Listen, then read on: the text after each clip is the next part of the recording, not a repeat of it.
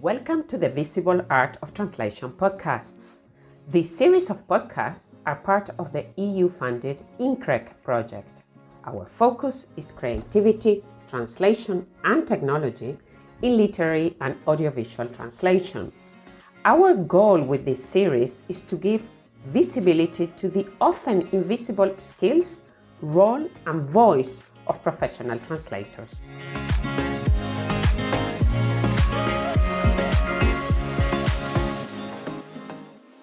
Hi, everyone. Today we're joined with Fannah Palmer, a literary translator. Hi, thank you for having me. Fannah is a literary translator and editor. She has studied English at the University of Amsterdam and writing, editing, and mediating at the University of Groningen. She translates fiction and non-fiction, prose and poetry, and from English into Dutch and from Dutch into English. Her translations include many works such as Audrey's Lord Sami, Jaël van der Woude's The Safekeep, which is translated together with Roos van der Wart, Honoré Fanon's The Love Songs of W.E.B. Du Bois, and poetry by Bob Gons and June Jordan. So welcome, Fannah. Thanks so much for being here with us today. Of course, I'm excited to get into it. Yeah. Great. We basically always start our podcast by asking, how did you become a translator? Did you always want to be a translator or did you roll into it? It's interesting. I've never really thought about being a translator before I became one, or not explicitly, I guess. I've always been into writing. Yeah, I write a lot still just for fun and interested in languages. So I guess those two kind of make the perfect combination for a translator. As a kid, I wanted to either be a writer or be able to speak every language in the world. Yeah, so those interests have always been there. But the way I became a translator is I kind of rolled into it, which is sometimes sounds like weird to say because I know many people also struggle to get into the world of translation. Yeah, but in my case, it was, I think, good timing that the translating world, the literary world, were looking for more people of color to translate and younger translators and stuff like this. So that allowed me to really, yeah, kind of right after my studies, translate books. And since then, I've been getting enough work as a translator. Yeah. That's good. That's nice, of course. And you've translated, as I mentioned before, quite a lot of different works as well. Was there one of them you enjoyed the most? That's a good question. I think every book so far has been really different, which is also part of what I like about it a lot. Every time you translate a new book, it's you really dive into a new world. I really enjoyed working on the love songs of W.E.B. Du Bois, actually, which was a project I did with four other translators as well.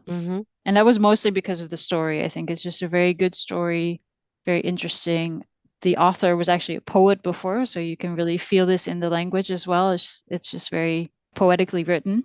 And kind of the same goes for Audre Lorde, actually, Zami, which I got to translate again. It's once been translated in the 80s, I believe, but I just started from scratch translating my own version, which is, of course, an honor. Audre Lorde is a huge name in literature and also a poet. So it was kind of the same thing where, yeah, I got the freedom to play with the language a bit more because of the poetic quality of the text. Yeah, so those two, I think, as far as books go, are two of my favorites. And you mentioned indeed with Zami that had been translated before, although about 40 years ago. Was that different than translating that from other texts that had not been translated before, or did you approach it as if it had not been translated before at all? I approached it as if it hadn't been translated, which I did actually manage to get one of, I think, the last available copies of the old translation. But I made a point of it not to look into it unless I was really, really confused about what it actually said. This is, of course, hard when you translate an author who's not alive anymore, so you can't ask her personal questions about the text. So it was useful in maybe like 2 or 3 cases when the text was really unclear. But I also worked with a sort of mentor, with like a more experienced translator. And that was also very nice. We could discuss a lot, and she helped me a lot with the text itself. And yeah, that's always nice. I think in general, it's nice to have another translator you work with so that you can discuss things. And yeah, you always see more of the hidden meanings of a text when you're together.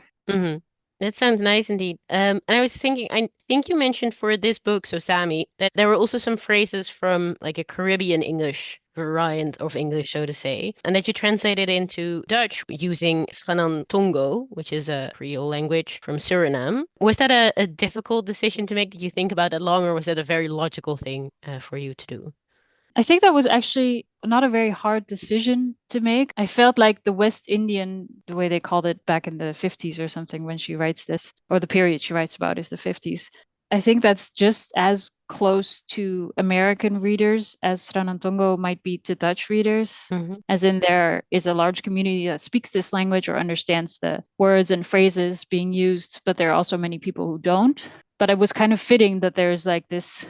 Obviously, it's definitely not the same, but there's this sort of similar relationship between English and this Caribbean language, and then Dutch and Sranantongo in the historical sense, I suppose. But I myself, I'm not Surinamese, so I did have help of someone who is also a translator and is from Suriname, Jenny Meinheimer. So I kind of worked with an online dictionary for this, but I checked with her if everything actually made sense and could people say it in this way. That was very important to me to make it seem authentic enough and not like forced into the text or something. That sounds interesting. It's a very interesting idea to use this parallel, I don't want to say tradition, parallel history maybe of these places or these parallel language histories to kind of include that in the book. Did you get any comments on that? Because on the one hand, Sranantongo is somewhat known for Dutch speakers, but I looked at some of the excerpts and I can guess what they mean, but I also sometimes had no idea what they would refer to specifically.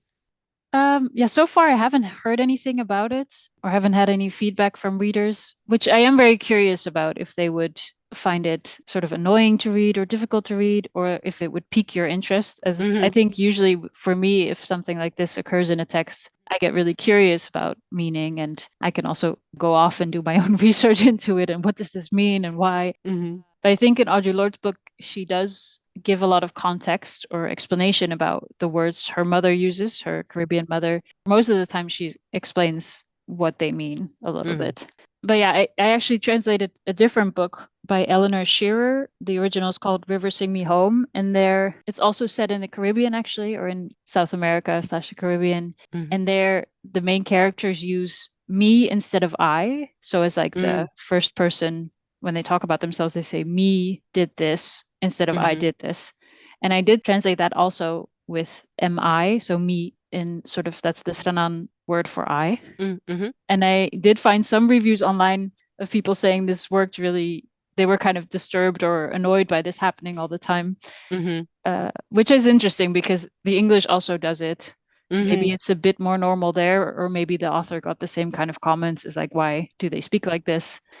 Just hard to tell. But I thought to leave sort of this estranged feeling in the text, if the author does it on purpose and to reflect the way people spoke back then I think that should be in the translation as well. That's an interesting. Yeah, I think that's a general or a very broad discussion within translation studies. This idea of foreignization versus domestication. I think it's often called this idea of, are you going to keep it strange or estranged, as you said, or are you going to try to make it feel very Dutch? And then even if it's standing out in the original text and it stands out in the translation, that could arguably be a good thing because it's the same kind of effect you're trying to recreate, but it can also indeed then become a little strange sometimes to Dutch readers, especially if they know it's a translation. Like, why is this written like this? Which I always think is an interesting tension. Yeah, I think there are also different readers in that sense. Like I said, I think I'm usually a curious reader, maybe also because I'm in this field of work, is that I'm very interested in what authors mean and why they choose to put certain features in their text. I'd like to mostly, when it's possible, convey this in the translation as well, which sometimes it might mean that you have to look some stuff up or feel a little bit weird about language use or dialects or something like this. But I think that shouldn't, for me, it's not a bad thing when that happens. So we talked about these, I'm going to say, borrowings from other languages, but that you found it logical to choose to use Sranandongo. Were there other things you encountered when translating that were more difficult, that you kind of struggled with or had to really think about in this translation or other translations? So for Audre Lorde's book, which is set between like the 1950s and 1970s, something like this, I remember there's one part in it where she works in a specific type of factory where she has to sort of process crystals or something that go in old school radios or something like this. This kind of thing is mostly what I struggle with. It's called realia or something. I'm not sure if that's also the English word, but these sort of real life things that are very specific for a certain time or a certain country or place that I might know nothing about because, yeah, as a translator, I mostly know about language. And of course, I have my own interests, but they don't reach as wide as some books go.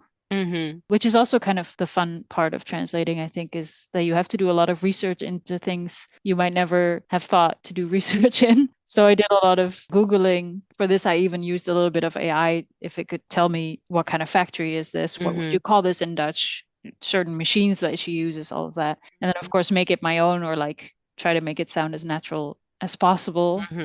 Yeah, those kinds of things are where I'm most in doubt. Like maybe someone with experience in this kind of factory reads the book and they're like, this doesn't make any sense. The machines are called different, the process is different. Yeah, so that kind of thing is difficult, it's a challenge, but it's also fun, I think. Yeah, I think someone in one of the previous podcasts mentioned they were translating something. I think it had to do with war and fighting and these weapons. And of course, we can all call up some names of weapons, but there were so many of them and so many different ways of using them. And they had this deep dive into this 12th century warfare techniques. Which always sounds fun to me in this to kind of get into this from this language interest to get into this very obscure history or technical part at times. Just a little sidestep.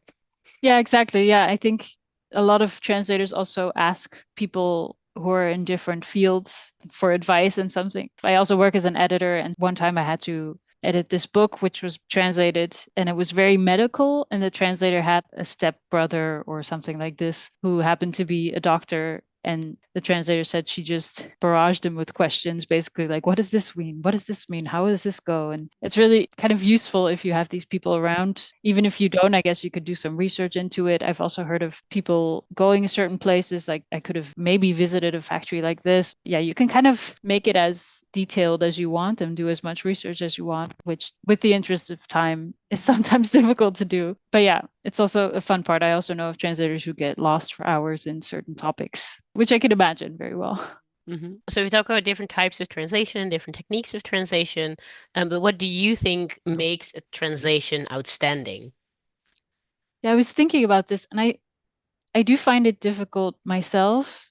I think as you translate, as you go and translate more books and more texts, you get better or you find a way to sound more natural in the translated language. So in my case, it's most often Dutch that I translate to. And you kind of build this sort of database of possible translations and idioms and stuff that you can use. But I was thinking, and I think usually the best translators are unnoticed, which is kind of a sad sort of paradox. I think people only notice something as a translation when there are mistakes in it or there's something weird about it that doesn't feel natural. I think this is changing a little bit.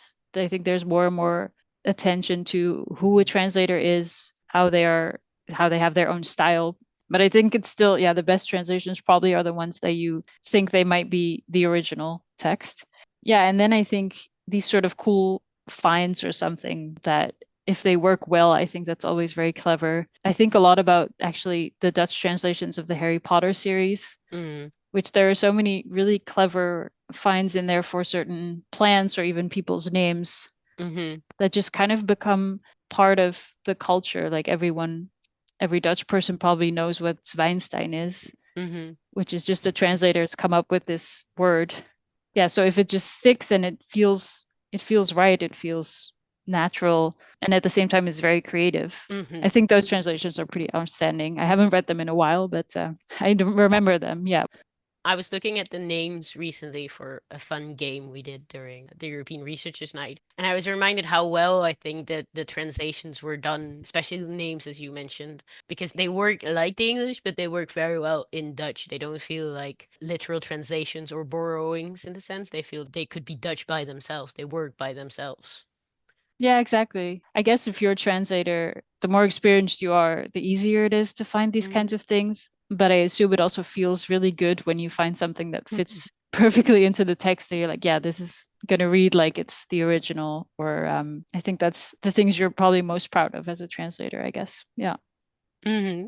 And to go from one difficult question to another difficult question, you mentioned that the importance of creativity in a translation, that a translation is unnoticed but well written and creative. So how would you define, or how do you see creativity in translation?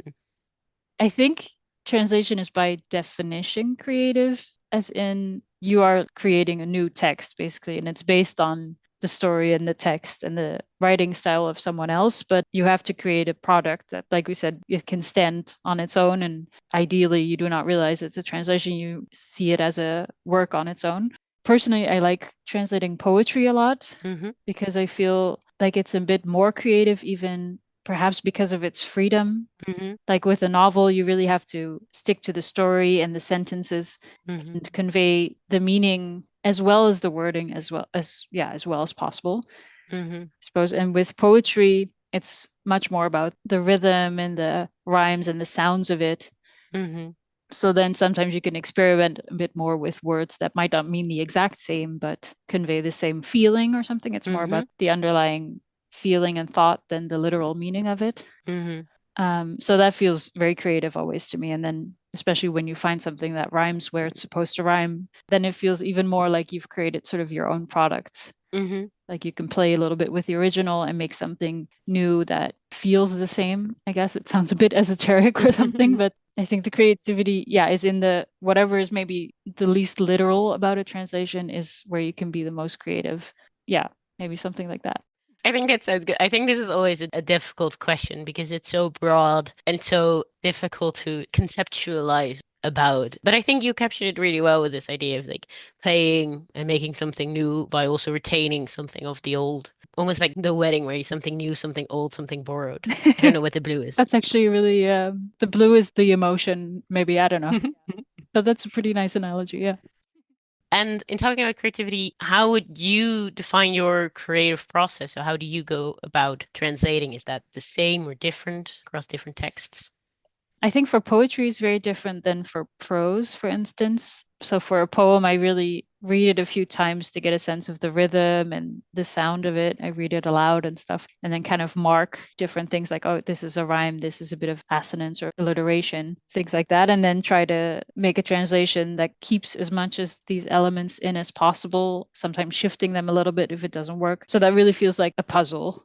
For prose, I think at least three versions of a text usually, Mm-hmm. starting just from start to finish. A lot of it will be sort of either highlighted or bold faced, where I'm like, I could use either this or this word or expression or something to Mm-hmm. translate it. Then the second version is I go again, kind of start to finish through it all, choosing the words so that it leaves like a sort of clean text. And then probably a third version where I read everything to see if it makes sense, if it's consistent in how I've translated certain things. And also if it reads like a Dutch text. So ideally, I wouldn't keep the original next to it at this point. Mm-hmm. Yeah, but it's a bit different per book, I guess, and also depending on how much time you get for it from the publisher, how many versions you can do. I do think the longer you get for a text, the better, because at some point you do have to say, okay, now it's done and I can't look at it anymore and I have to Mm-hmm. send it off and then see whatever the editor says. But I think the more you get to read it, the better it will become. I think that's the Mm-hmm. same probably for when you're writing a book. You want to read it as many times as possible and also take some distance actually in between. It's also very important. I think, to Mm-hmm. sort of let it settle and come back to the text with sort of a fresh perspective and a fresh mind. Yeah, that's kind of roughly the process I go through, I think. Mm-hmm. And you have translated some works like the Safekeep in duo or together with other people. Does that change your creative process, or is it still largely the same? It does change a little bit. I think that the difference is that at some point, I guess between version 2 and 3, maybe you send each other the different chapters or parts that you've translated and then really try to make it consistent in style and voice and word choice.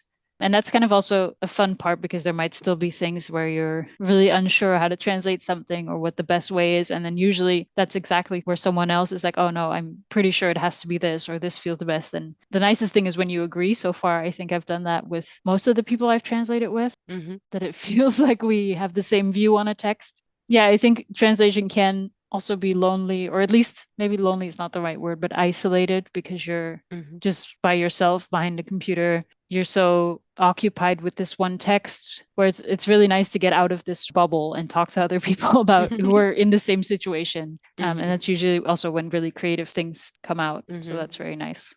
That sounds very interesting to work on a text in that sense together and to kind of exchange ideas. And of course, I mean, as we mentioned before, this podcast is not only about translation and creativity, but also about technology. And we mentioned a bit of technology already before, but what type of tools do you normally use when translating? Yeah, I guess I do Google and even sometimes use Wikipedia regularly, but I think the tabs that are usually open when I translate is the Vandalen online dictionary, which has the only Dutch version, but also English to Dutch and Dutch to English, which is very nice for me because Dutch is a language full of sayings and expressions and stuff like that. And I haven't really been raised with that. So I don't know a lot of expressions. Like by now I do because translating, you come across all of these things and most of them you've probably heard once or twice or they make sense. But Vandalen also incorporates these and gives you suggestions, at least for how to translate certain expressions. And then the second tab is the synonym dictionary. Sort of when you're stuck, you think, I've used this word 20 times in the last chapter. I need to find something else. And then there's this website called basically the combination dictionary, which is sometimes it feels a bit silly to use it, but you can put in a noun and then it gives you all the verbs that it's most commonly combined with. Just sometimes you get so stuck in a text that you lose sight of what is the most common word combination or something like this. So I think that's usually very useful. Yeah, or you try different combinations and stuff like that. So it's mostly, I think, all of these websites that I don't use to literally translate the texts, but they all give me some kind of input or prompts even to sort of kickstart something in my mind, I guess. And then AI, I use ChatGPT for questions like, what does this kind of factory look like? What kind of machines do they use? I'm now working on a book from Dutch to English, and the author has incorporated a really long old Dutch letter from like the 18th century. And then I'm asking ChatGPT a little bit like, what are common words used in this context in English during this time? Because that's really foreign to me, obviously. And then I do make sure never to use the literal translation that it comes up with. But it's all nice for sort of prompting ideas for translation. As a research tool more than as a translation tool. Exactly, yeah.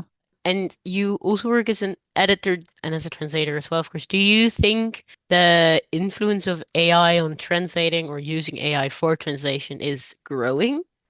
I think so. I think you're increasingly hearing even publishers just using AI tools to translate something and then asking either translators or editors to edit the machine translation, which I have heard is very tedious work, basically because you're only correcting mistakes and there will still be a lot of mistakes in them, especially when you're working with fiction or literary nonfiction, I think. So you're actually not being creative at all. You're being kind of like a critic almost. It's kind of more negative work. Plus, I think it pays way less than translating, which is part of the reason they do it. But yeah, it's kind of sad because I think the more people will use this, the better AI will also get at translating things. So also fiction, also literary fiction. It might mean that every translation will kind of look the same because it will use whatever it's used most often, I suppose. But yeah, I think it's pretty much every meeting with translators I've had in the past year or so, AI has been mentioned as usually a threat. People increasingly say you can use it as a tool, as a research tool. But I think it's definitely something that's coming. And what do you think the impact of machine translation or AI will be on creativity in translation as well? Do you think that will go down, or the impact that you mentioned that the editing of machine translation is not very creative? Do you think in general that it will also impact creativity?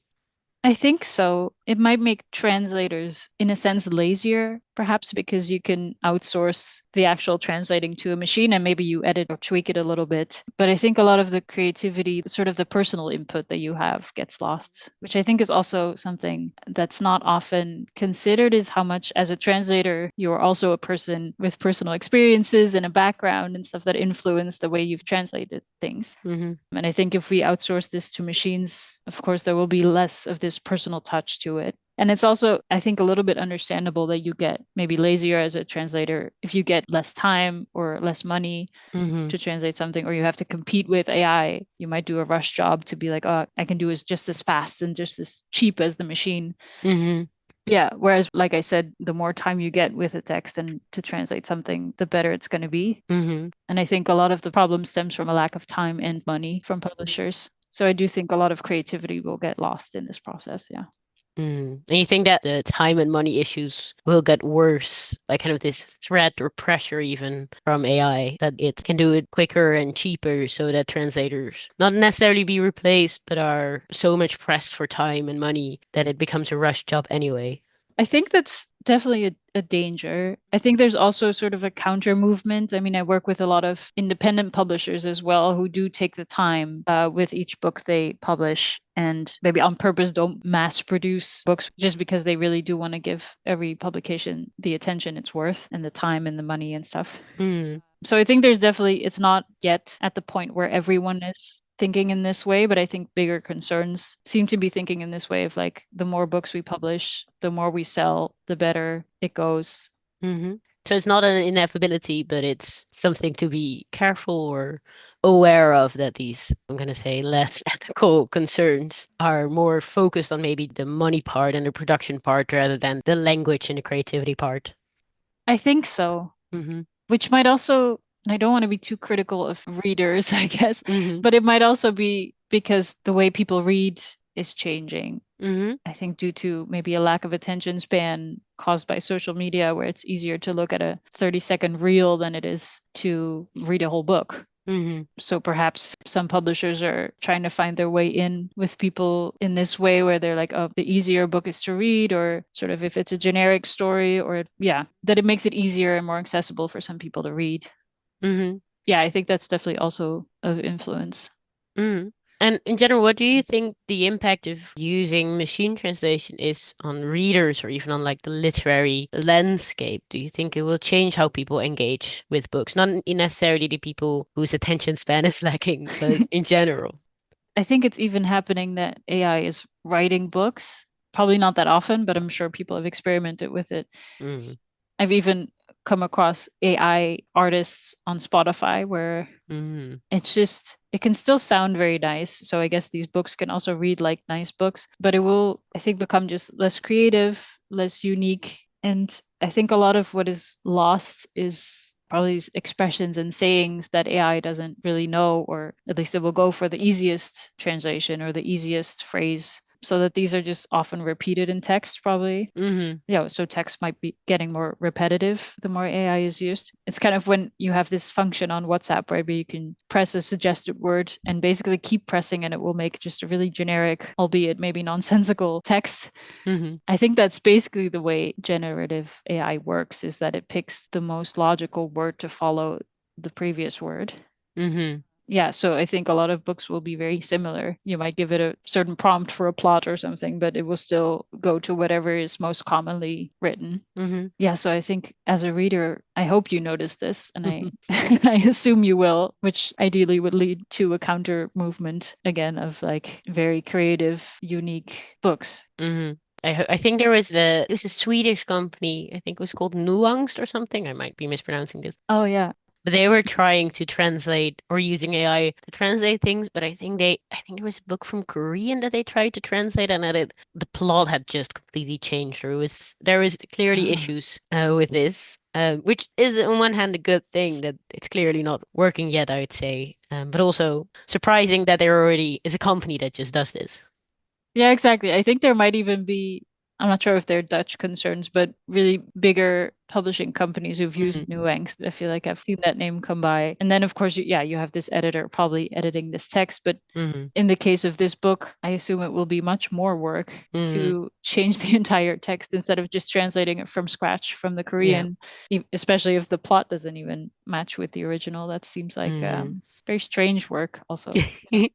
Yeah, in our research project, we've had translators say indeed that post editing is not even more annoying, more cumbersome than translation, but sometimes sometimes even just more work because the machine translation is so lacking that it takes even more effort to fix it than to translate it from scratch. So that's also something. And then they get paid less, at least by the industry, often, or have less time to do these things. Yeah, exactly. And I have heard from a lot of translators that they're really not willing to post edit, so that they would say no if they were offered this kind of work. And I hope we can sort of hold on to that and not be persuaded to do it anyway because there's no other work. Yeah, it's kind of, it feels very dystopian in a sense, but I do have the hope that there's plenty of people, especially because we're all in a creative industry. Most people will say, it's great that AI can take over jobs, but maybe it can take over the jobs that we don't want to do and let us just translate and write books and stuff. That would be, I'm hopeful that this will still happen at some point. The idea that AI can do the financial kind of checking of things. Exactly, yeah. The taxes. The taxes or the dishes. The housework that we don't want to do so that we can make nice things. Yeah. Yeah, so we can use creativity more, not less. That would be great. Yeah, exactly. To end, hopefully, on a more positive note, although staying with technology, if there was any tool or any type of technology that you could think of to use when translating or preparing translations, what kind of tool or technology would you like to have?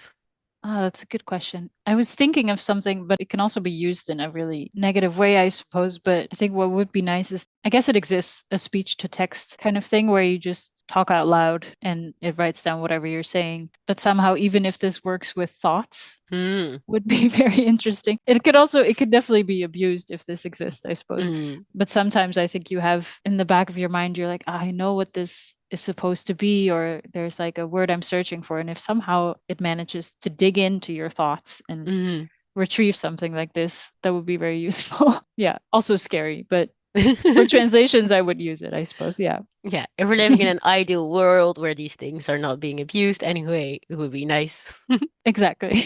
In theory, indeed, if it's not to be abused, which I think maybe goes for all technology. That's true. Yeah. That it's always nice. I mean, even AI, as you mentioned, it's nice as a research tool, and it's nice that it can help you understand these letters, these 18th century letters. Yeah. But as a translation tool, it's less good and not nice as a lingering threat of some of these industries. Yeah. I assume there at some point there will be laws or just moral codes on this. It's just progressing probably way quicker than we can actually follow. But yeah, I do have hope that at some point people will realize it will be a kind of dystopia if writers and translators and other creatives are being replaced by machines. And all there's left to do is the dishes, I suppose. But that's, I don't think anyone wants that. So let's hope not. Well, thank you so much for the conversation and your interesting insights today. Well, thank you for having me. It was a very nice conversation. Thank you again to our invited speaker, and to our listeners. Thank you for being there, and feel free to share our podcasts with your family, friends, and colleagues. This is part of a series of podcasts of the EU-funded INCREC project. So follow us for more episodes, and please share your comments on this platform. See you next time.